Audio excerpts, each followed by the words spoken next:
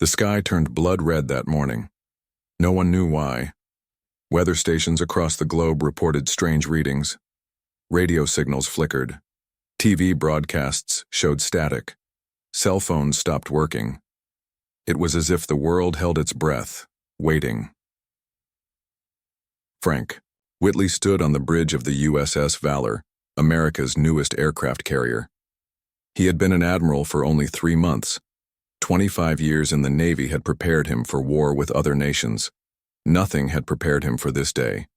"Sir, we're picking up multiple objects entering Earth's atmosphere," said Lieutenant Paul Martinez.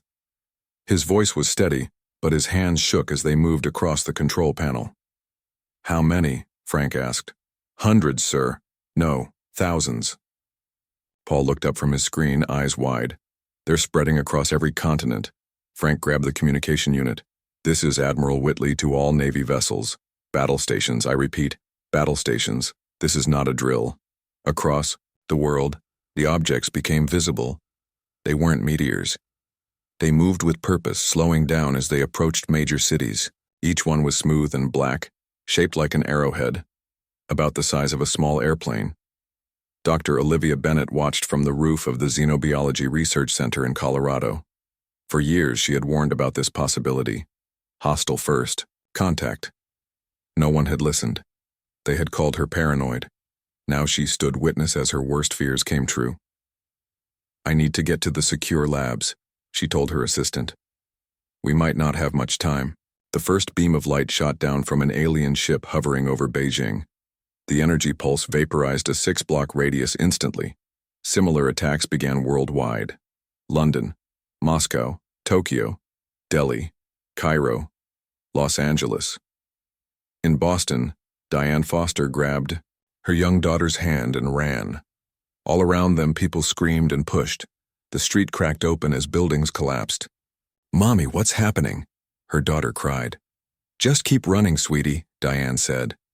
She looked back once to see a beam of light touch down 3 blocks behind them.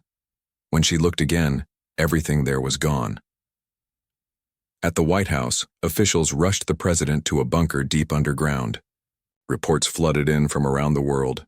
Military bases destroyed, power grids failing, hospitals overwhelmed.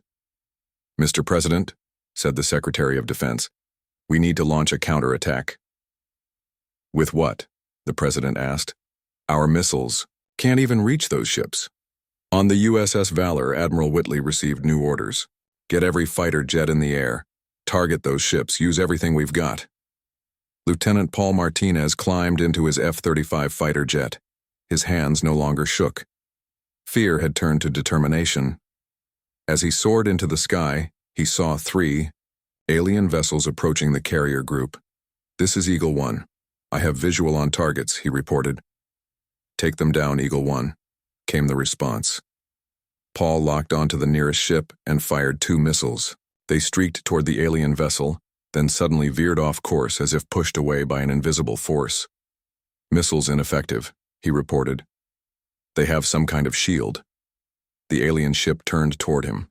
Paul banked hard to the right, as a beam of energy passed just beneath his wing. He circled back, switching to his cannon. "Let's see if bullets work," he muttered. He strafed the ship, emptying hundreds of rounds into its surface. Most bounced off, but a few spots sparked where the bullets hit. Paul noticed a pattern. The shield wasn't perfect. It had weak points. "All fighters, aim for the lower rear section," he called out. "Their shields are weaker there." The squadron regrouped and focused fire on the vulnerable areas Paul had spotted. One of the alien ships shuddered, then exploded in a burst of blue flame. "We got one!" someone shouted over the radio. The victory was short-lived. 2 more alien vessels appeared, firing rapidly. Half the squadron vanished in seconds. Paul's jet took a glancing hit, sending him spiraling toward the ocean. He managed to eject just before impact. As he floated down on his parachute, he watched the USS Valor take direct fire. The mighty carrier split in 2, sinking rapidly with thousands of sailors still aboard. Admiral Whitley ordered the evacuation of the remaining ships. "Save who you can," he commanded. As the last helicopter lifted off, he remained on the bridge. His final act was to aim the Valor's nuclear missiles at the closest alien ships. The explosion took out 3 enemy vessels, but dozens more remained. In Colorado, Dr. Bennett worked frantically in her lab.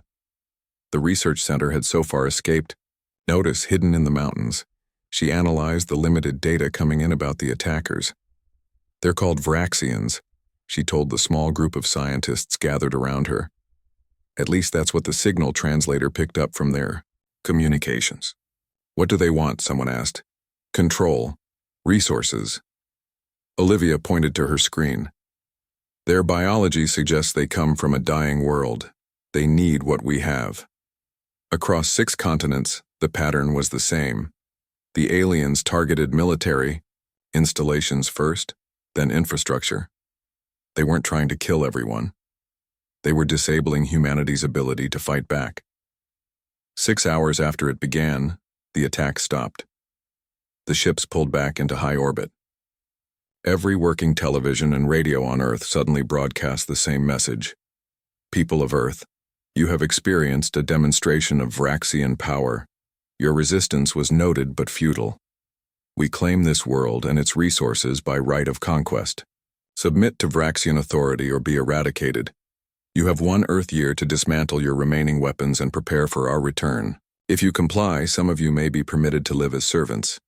If you resist, all will perish." The message played 3 times, then silence fell. In the ruins of Boston, Diane Foster emerged from a collapsed subway tunnel. Her daughter clung to her side, face streaked with dust and tears. The city around them was unrecognizable. Fires burned unchecked. The air smelled of smoke and something else, something alien. "Are the bad ships gone?" her daughter whispered. Diane looked up at the sky. It was blue again, but she knew the ships were still up there, watching. "For now," she said, "but we need to be ready when they come back." Across what remained of human civilization, others were thinking the same thing. In military bases, in government bunkers, in research labs. 1 year. They had 1 year to prepare. Admiral Whitley had been pulled from the water by a fishing boat. His uniform was gone, but his resolve remained. As the boat made its way to shore, he made a silent promise to the stars above. Next time, Earth would be ready. 3 months after the attack, the old United Nations building in New York lay in ruins. 2 miles away, in an underground facility built inside an old subway station, world leaders gathered. They sat around a large round table. Flags from every nation hung on the walls. This was the new Earth Defense Initiative. General Susan Howard stood at the center of the room. Maps and screens surrounded her. Red dots marked places where the aliens had struck hardest. "We have 9 months left," she said. Her voice was firm. 9 months to prepare for their return. The room was quiet. Everyone knew what failure meant. "The good news," Susan continued, "is that we're making progress. Dr. Wright, please update us on Project SHIELD." Dr. Kevin Wright stepped forward. He was tall and thin with glasses that kept sliding down his nose. Before the attack, he had been a physics professor. Now he led the world's most important research team.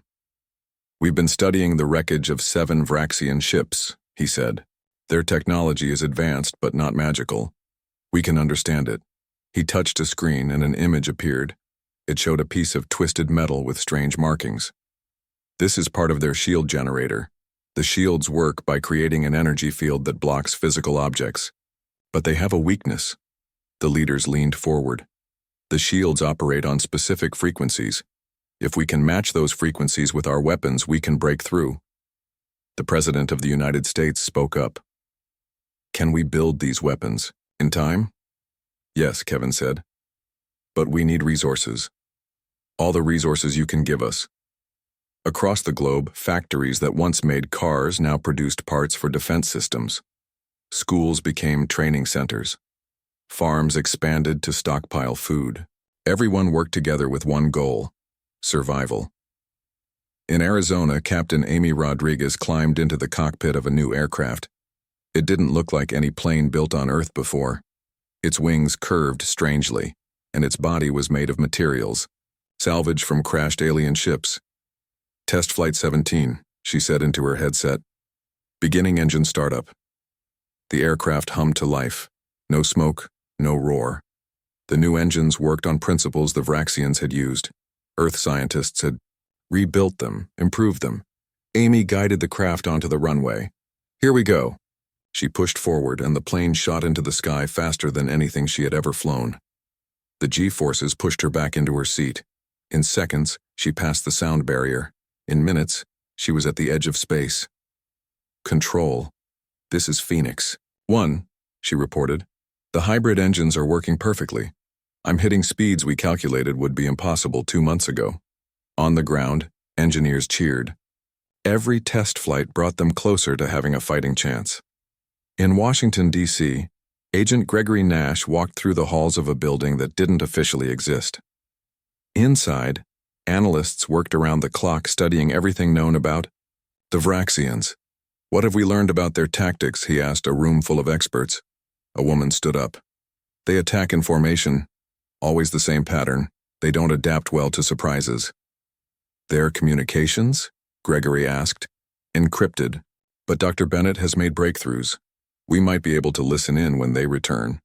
Gregory nodded. And their biology? They breathe a similar atmosphere to ours, but they're sensitive to certain compounds. Dr. Bennett is developing weapons that could target their respiratory systems. Every piece of information was valuable. Every weakness could be exploited. Boston, Diane Foster helped rebuild. The city was different now. New buildings rose, designed to withstand attacks. Underground shelters connected neighborhoods. Everyone trained for emergency evacuation. Diane worked as a community coordinator. She organized supplies and taught survival skills. Her daughter attended a new kind of school where children learned math and science alongside emergency procedures. Mom, look what I made today, her daughter said one evening, showing her a small device. What is it, sweetie? Diane asked. It's a personal shield generator, just a toy version, but our teacher says the real ones might protect us when the aliens come. Back. Diane hugged her daughter close. Children adapted quickly, sometimes too quickly. At the North American Defense Command, Admiral Frank Whitley stood before a new fleet. Ships built with a combination of Earth and alien technology filled the harbor. They weren't as advanced as Vraxian vessels, but they were far beyond what humanity had before. 6 months ago, we were helpless, he told the gathered sailors and pilots. Today, we have a fighting chance. In 3 more months, we'll be even stronger. The crowd cheered. Morale was important. Fear had turned to determination, then to purpose. In his laboratory, Dr. Kevin Wright made the breakthrough they had been hoping for. He fired a specially tuned energy weapon at a piece of salvaged alien shield. The shield flickered and failed. It works, he whispered, then louder. It works. His team gathered around. For the first time, they had a weapon that could penetrate. Vraxian defenses. Kevin called General Susan Howard immediately. We did it. Project SHIELD is a success. The news spread across the planet. Production of the new weapons began at once. Every ship, every aircraft, every ground defense system would be equipped with them. In Colorado, Dr. Olivia Bennett worked with biological samples collected from dead Vraxians. Her team had developed a gas that could incapacitate the aliens without harming humans. This isn't just about killing them, she explained to visiting officials. It's about having options, ways to fight that don't result in total destruction. The officials nodded, but everyone knew the truth.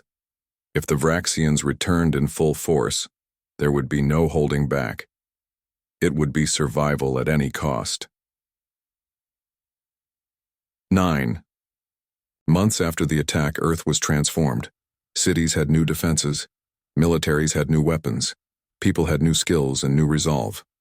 In orbit, a network of satellites watched for any sign of the returning threat. Early warning systems would give people time to reach shelters. Defense platforms waited, ready to fire at the first sight of Vraxian ships. Earth was ready. Or so they thought, until a lone ship appeared near the moon. Not a Vraxian ship. Something different. General Susan Howard called an emergency meeting. We have a new development. Another alien vessel has entered our solar system. On screens around the world, people watched as the unknown ship approached Earth. It was sleek and silver, unlike the black Vraxian vessels. "Should we fire?" asked Admiral Whitley. "Wait," said Dr. Bennett. "They're broadcasting a message." The message came through in a strange language, but computers quickly translated it. "People of Earth, we are the Thalosian Confederacy. We come in peace and with warning. The Vraxians who attacked you have conquered many worlds. We offer alliance against our common enemy." The Thalosian ship hovered above the Atlantic Ocean. Earth forces surrounded it from a safe distance. Fighter jets circled in the sky. Ships waited on the water below. No one fired. No one moved. Ambassador Henry Clark felt sweat run down his back as he boarded the helicopter. He had been a diplomat for 20 years. Nothing had prepared him for this meeting, the first peaceful contact with an alien species. "Remember," General Susan Howard told him before he left, "trust but verify. We can't afford mistakes." Henry nodded. "I understand the stakes." The helicopter rose into the morning sky. 2 fighter jets escorted it toward the meeting point. Henry looked down at the ocean. The water was calm today. It seemed wrong somehow. The world should look different on such an important day. The Thalosian ship grew larger as they approached. It was beautiful in a strange way. Smooth silver metal flowed in curves that seemed impossible. No sharp edges, no visible weapons. But that didn't mean they weren't there. A door opened in the side of the ship. Light spilled out. The helicopter hovered nearby, and Henry stepped onto a platform that extended from the alien vessel. The platform pulled him inside. He found himself in a round room with soft blue lighting. A figure stood waiting. The Thalosian was tall and thin with pale blue skin. Its eyes were large and dark. 4 long fingers on each hand. It wore simple white clothing. "I am Zorthal," the alien said in perfect English. "Welcome aboard, Ambassador Clark." Henry tried not to show his surprise. "You speak our language. We have been observing Earth since the Vraxian attack." "We learned quickly." Henry wasn't sure if that was reassuring or concerning. "Why have you come now? Why not when we were being attacked?" Zorthal's expression shifted slightly. "We were too far away to help then. But we came as soon as possible, to warn you. The Vraxians will return with a much larger force." Back on Earth, Commander Nicole Daniels watched the meeting through Henry's hidden camera. She sat in a secure room with 20 military and intelligence officers. Every word was analyzed, every movement studied. "I don't trust them," she said. "This is too convenient." "We need allies," someone replied. "We can't fight the Vraxians alone." Nicole frowned. "Maybe. But why would these Thalosians help us? What do they gain?" On the Thalosian ship, Henry listened as Zorthal explained their history with the Vraxians. "They have conquered 12 worlds in the last century," the alien said. "They stripped planets of resources and enslaved populations. They attacked us 30 years ago. We fought them to a standstill, but at great cost." Images appeared on the walls. Around them, planets with great scars across their surfaces, cities in ruins, alien races in chains. "Why Earth?" Henry asked. "We're not the closest planet to their territory." "Your water," Zorthal said simply. "Their world is dying. They need water and the minerals in your oceans, and they need workers to mine other worlds." Henry felt cold. "You're offering an alliance. What exactly does that mean?" "We can provide technology, knowledge of Vraxian tactics, training for your people. In return, we ask for your help in the larger conflict. The Vraxians must be stopped, or they will consume every habitable world in this part of the galaxy." When Henry returned to Earth, debates raged in the EDI Council. Should they trust these new aliens? Did they have a choice? "They know things about the Vraxians that would take us years to learn," Henry argued. "And they're offering advanced technology, freely." "Nothing is free," Nicole countered. "They want us as soldiers in their war." General Susan Howard stood. We're already in that war. The Vraxians made sure of that. I say we accept the help, but carefully.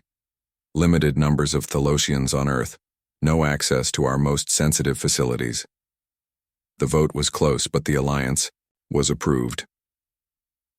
3 days later, Jack Reeves watched as Thalosian engineers entered his workshop.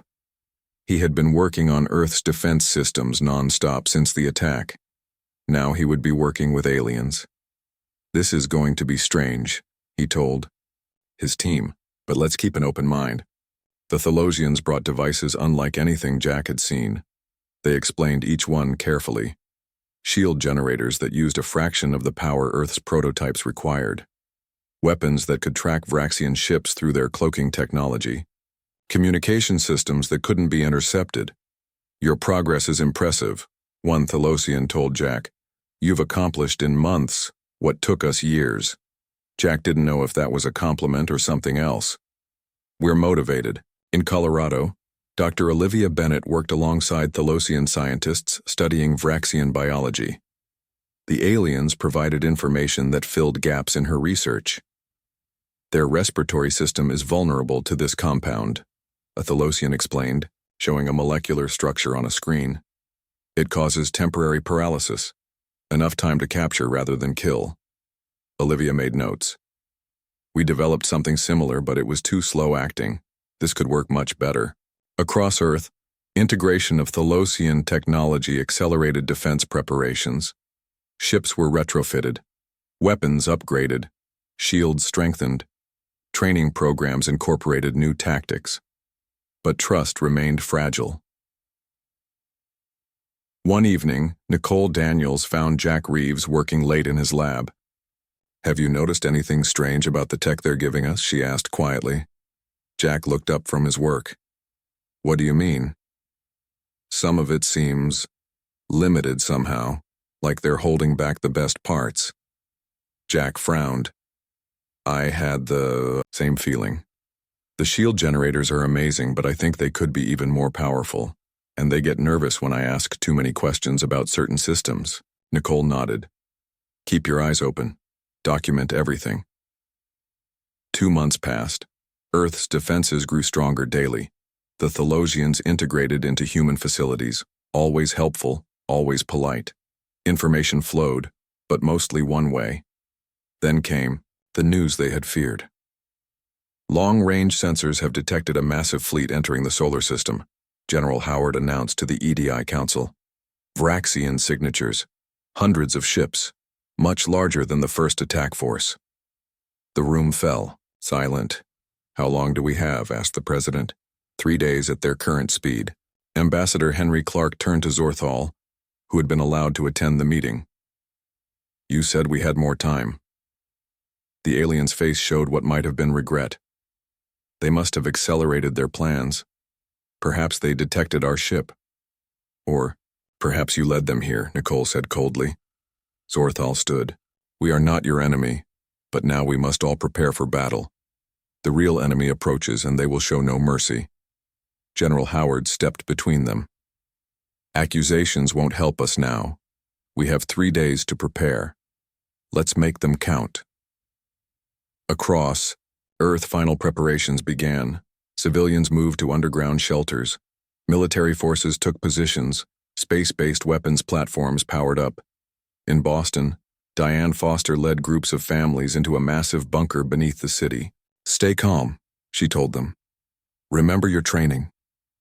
She looked at her daughter, now helping younger children find their assigned spaces. So much had changed in 9 months. They were no longer just survivors. They were fighters. In orbit, Admiral Frank Whitley took command of Earth's new space fleet. 50 ships built with combined human and Thalosian technology. Not enough to match the Vraxian armada, but enough to matter. All ships battle stations, he ordered. This is what we've prepared for. This is where we make our stand.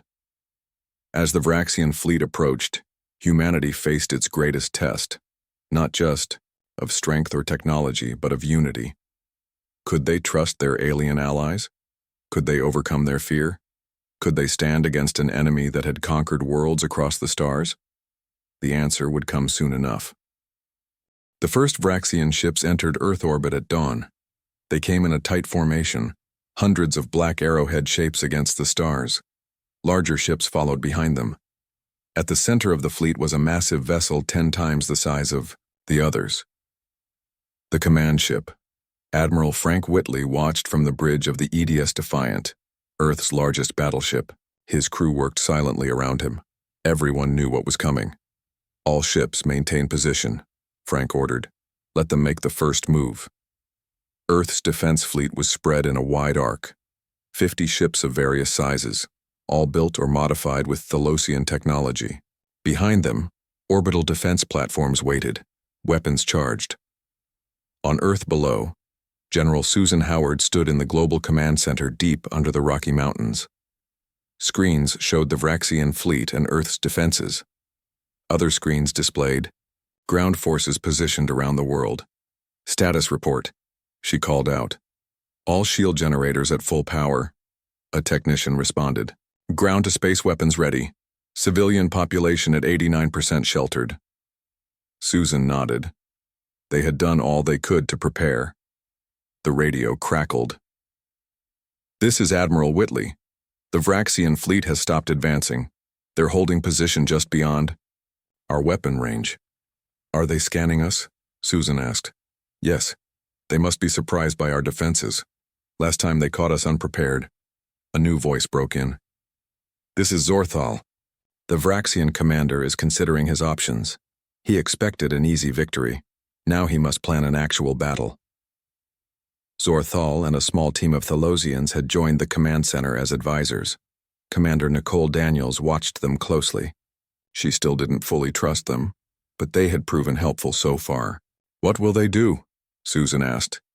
They will test your defenses, Zorthal replied. A small attack to see how you respond. As if on cue, 20 Vraxian ships broke formation and moved toward Earth.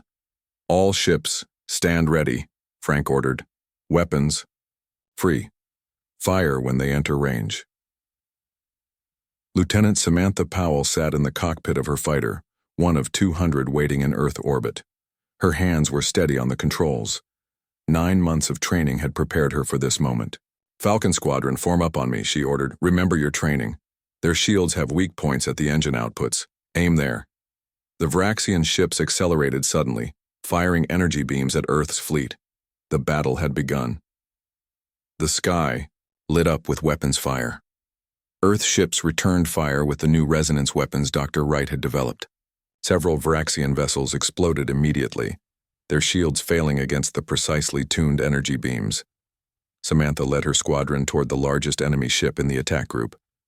Focus fire, pattern alpha, she ordered. Her fighters moved, in perfect formation, hitting the Vraxian ship from multiple angles. For a moment it seemed too easy. The enemy shields were failing, their formations were breaking. Earth was winning. Then the main Vraxian fleet moved forward. All ships brace. For impact, Frank called. They're committing their full force. Hundreds of enemy vessels swarmed toward Earth. The real battle had begun. On the ground, Major Eric Barnes led a team guarding the North American shield generator. This massive facility powered the energy shield that protected half the continent from orbital bombardment. Stay alert, he told his soldiers. If they get past our fleet, they'll target these generators first. The sky above them flashed with distant explosions. The space battle was visible even in daylight. Eric watched, hoping the fleet would hold. If not, they were the last line of defense. In orbit, the battle grew desperate.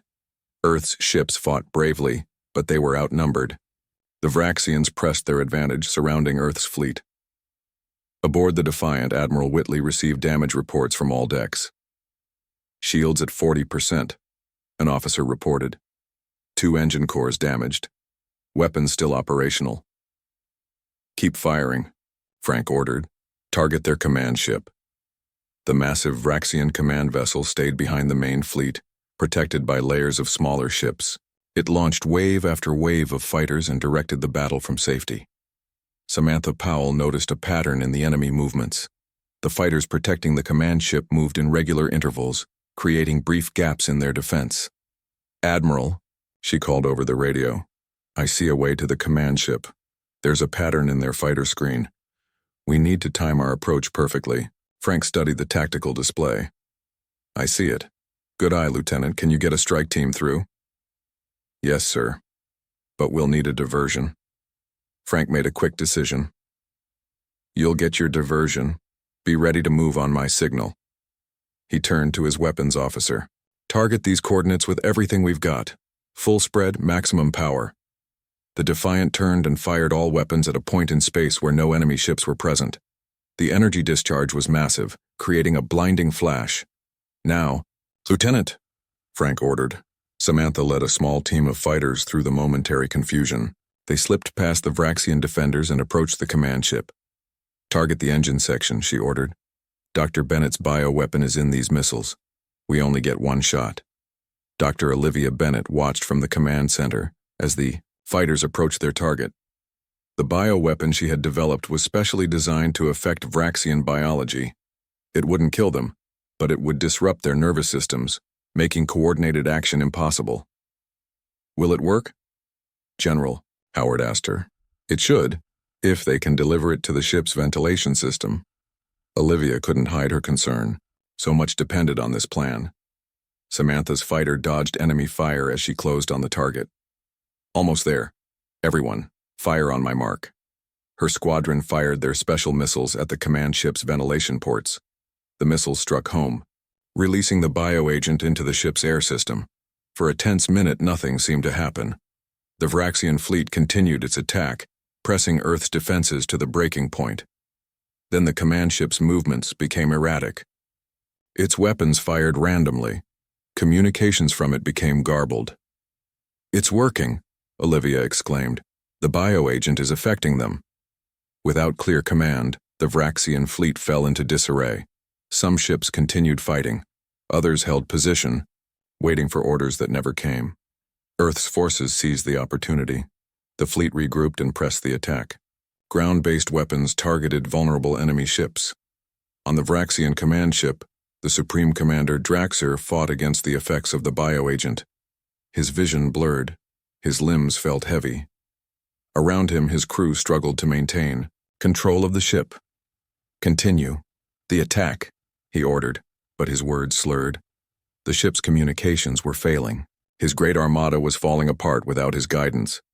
For the first time in his long career of conquest, Draxer felt fear.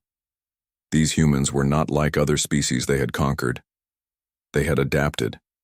They had found weaknesses. They had fought, back with unexpected strength. As his consciousness faded, Draxer gave a final order. Retreat. Save. The fleet. The signal went out to all Vraxian ships. Retreat. The word spread through the fleet and ships began to disengage from battle. In the command center, General Howard watched in disbelief as the enemy fleet started to withdraw. Are we winning? Someone asked. Susan couldn't quite believe it herself. It appears so. The Vraxian retreat was chaotic. Some ships collided with each other.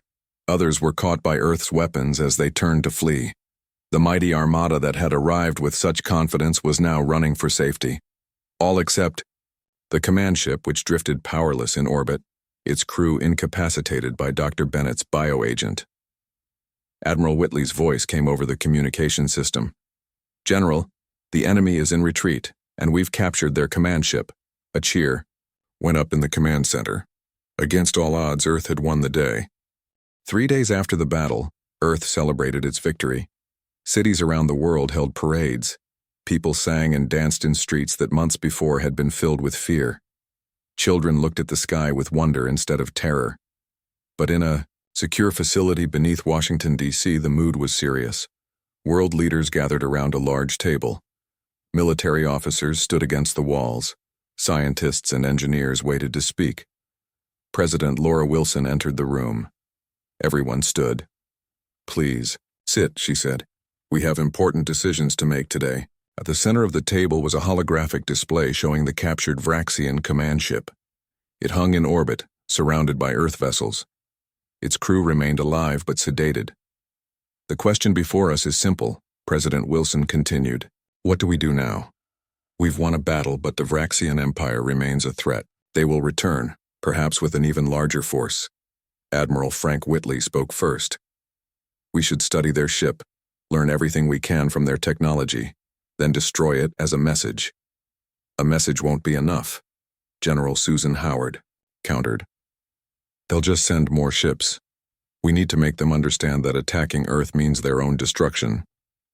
Zorthal, the Thalosian ambassador, sat quietly at one end of the table. If I may offer a perspective, he said, the Vraxians only respect power. They will continue to attack worlds they perceive as weak. You must show them you are not weak. The discussion went back and forth for hours. Should they prepare for more attacks? Should they build a larger fleet? Should they strike the Vraxian homeworld first? Finally, President Wilson raised her hand for silence. I've listened to all of your views. Now I want to hear from someone else. Someone who represents not our governments or our military, but our people. She gestured to a man sitting at the far end of the table. He looked ordinary, not a soldier or a scientist or a leader. This is Ryan Phillips, she said, a teacher from Iowa, one of millions of citizens who suffered in the first attack and helped rebuild afterward. Ryan, what do you think we should do? Ryan looked surprised to be asked. He cleared his throat. Before the attack, I taught history, he began. I taught my students about wars and conflicts throughout human history. One lesson stands out now. When nations seek revenge, it leads to more violence. But when they seek security through strength and clear boundaries, peace becomes possible. He paused, gathering his thoughts. We shouldn't destroy the Vraxians, that would make us like them. But we should make sure they never attack us again. We need to send a message that attacking Earth means their own destruction. But we're willing to leave them alone if they leave us alone. The room was quiet as his words sank in. President Wilson nodded. Thank you, Ryan. I believe you've spoken for many of us. She turned to the group. Here is what we will do. We will return the Vraxian commander and most of his crew to their fleet. But first, we will show them exactly what will happen if they ever return to our solar system. 2 weeks later, Supreme Commander Draxer stood on the bridge of a small Earth vessel. His hands were bound. Guards surrounded him. Through the viewports, he could see his command ship in the distance. Admiral Whitley entered.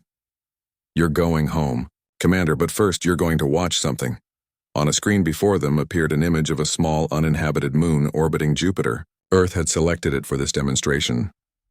We could have killed you and your entire crew, Frank said. We chose not to. Remember that. On the screen, a small Earth ship approached the moon. It released a device that looked tiny compared to the massive lunar body. This weapon contains technology we developed by studying your ships, Frank explained.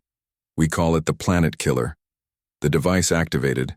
At first, nothing seemed to happen. Then the moon's surface began to crack. Energy spread across it in glowing lines. Within minutes, the entire moon shattered into fragments. Draxer's eyes widened. Even in his long career of conquest, he had never seen a weapon of such power. And this was just a demonstration on a small moon. We have built 12 of these devices, Frank continued. They are hidden throughout our solar system, ready to deploy if needed. If your empire ever attacks Earth again, we will not use them here. We will send them to your homeworld and your colony worlds. President Wilson's voice came over the communication system. Every ship in both fleets could hear her. People of the Vraxian Empire, she said. I am Laura Wilson, President of the United Earth Alliance. Today we return your commander and crew to you as a gesture of peace. We do not seek war. We do not seek conquest. We wish only to live without threat or interference. Her voice grew stronger.